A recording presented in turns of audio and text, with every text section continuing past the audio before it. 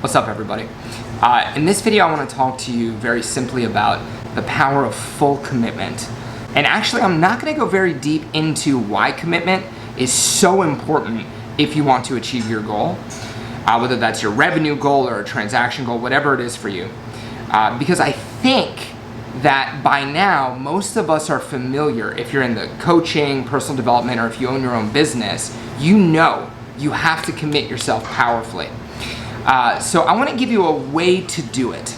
I want to give you a way to quote unquote burn the boats, so to speak, that if you follow these steps, you'll actually find yourself much more committed. Now, for some people, you do this exercise one time and it's enough to lock in that commitment. For others, they might need to repeat it 3 to 5 times a day for a couple of days.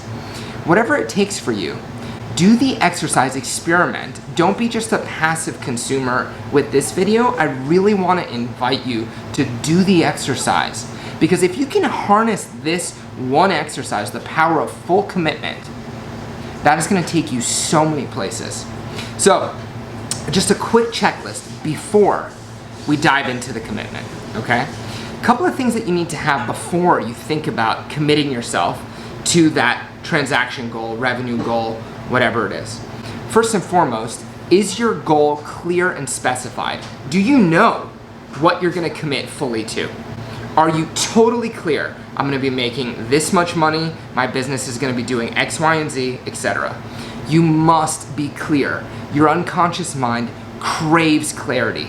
And most of us are more clear about what's not working than what will be working when we are successful. Get massive clarity before you commit. 2, is this important to you? Most people, their business is important to them, but because there's so much fear and there's so much meaning in their business, they're not allowing themselves to really go all in, because the thought of failure, the embarrassment, the rejection, the disappointment is so overwhelming. What they do is they dabble. They dabble instead of committing fully and facing those fears, rising to the adversity, and being okay with step by step by step progress. Okay? So what we really need to do here is we need to recognize that this is so important for you and you must commit to it. And if it's not, pick a better goal. So you have a clear goal, you're committing yourself, it's worth committing to. And third, do you believe you can do this? So while this video is going to be a mindset technique to help you get committed, it's also going to be essential that you have the belief in yourself that you're capable, or that you can get capable. Even if you don't have the skills today, you must have the full confidence in your ability to perform the task. Otherwise, you're not going to perform.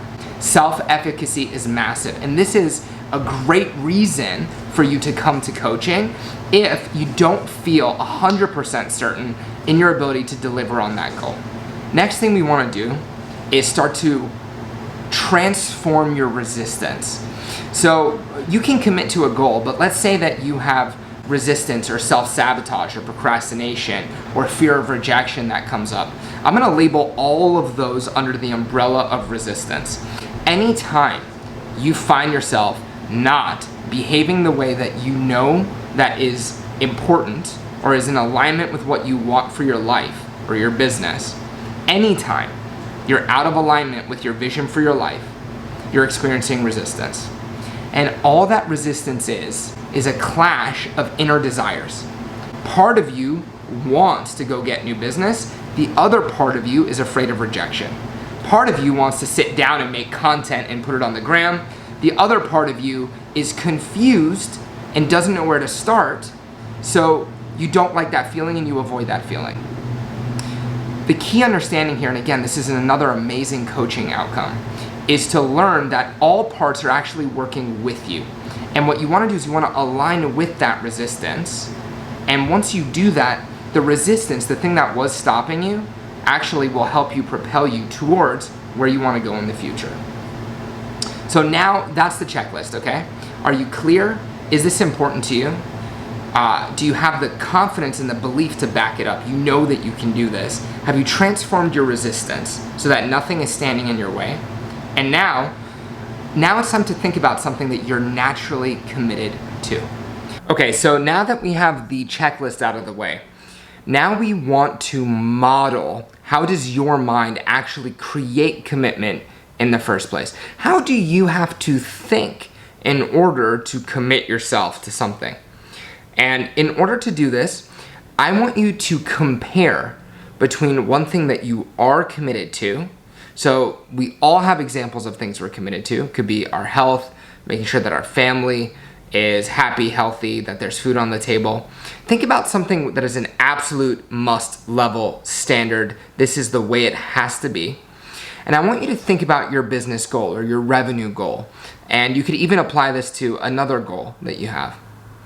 And what I want you to become aware of in a moment is how do you think about these two things, where when you do it the one way, you actually have the commitment, and when you do it the other way, you don't. Now, when I say, how do you think in order to create commitment? Remember that, and this is a very obvious statement, but when we think in terms of internal dialogue. We speak to ourselves. We have an internal commentary about things. We also have internal imagery, movies, when we remember experiences, yeah? So when we think, typically, what we're talking about here is, what are the mental images or movies? What is the internal dialogue that produces the feeling of commitment that you're looking for? And what I want you to do now is I want you to do a contrastive analysis.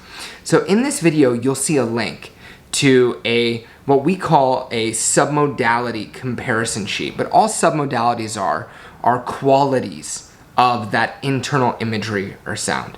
So click on that link, pause the video, and I want you to compare back and forth between your commitment and what you would like to be committed to.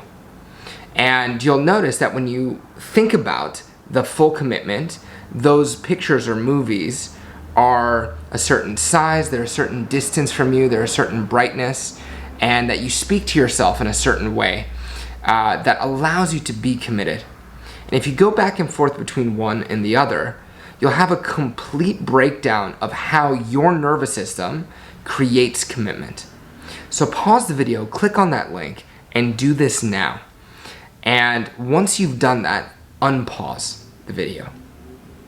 So I'm assuming, if you're still watching this, that you have done that, and you've done your contrastive analysis.